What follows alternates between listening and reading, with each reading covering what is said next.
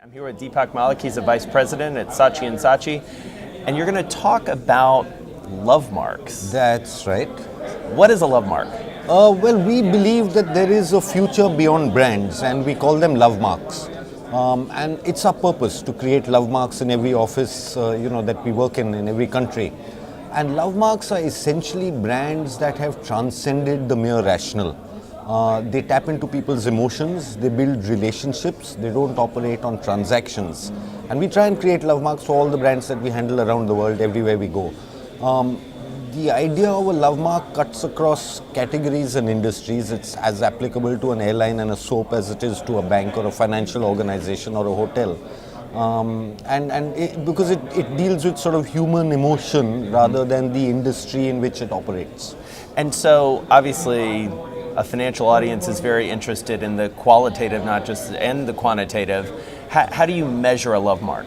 You can actually. We've got some research that we've done in the United States that showed that if you invested in Lovemarks defined companies in 2010 you would have made more money on their stock than you would have in Standard & Poor's top 50 or any of the other measures. So there is evidence to conclusive data that shows that purchase intent to buy, all those kind of things have gone up. So it's actually good for business, and we can prove that. Right. And what are the levers that companies tend to pull internally to promote a Lovemark type attitude? Well, we have a lot of sort of, you've got to invest a lot of your own sort of emotion into this. It's something instinctive. It's people understand it. I mean, a Lovemark really is defined as a brand which commands loyalty without reason, right? And now that's fairly simple. There's nothing scientific about it. We all have brands which we love, even if they go wrong. I mean, look at the iPhone, for example. People complain about the technology, but Apple is allowed to make mistakes time and time again because people just love the Apple. Their loyalty goes beyond reason.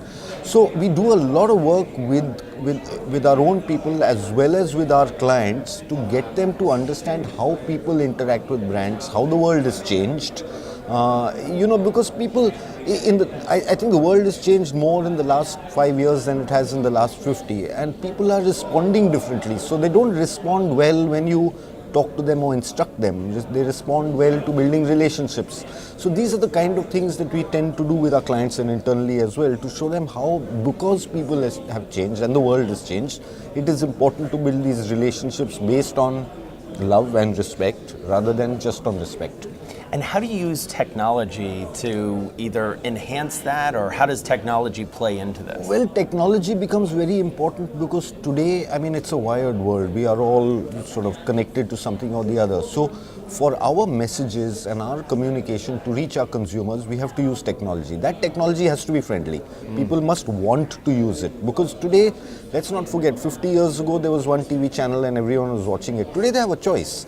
So if what we use and the technology we use and the apps we use and the messages we send across are not interesting for the consumer, they just won't use it.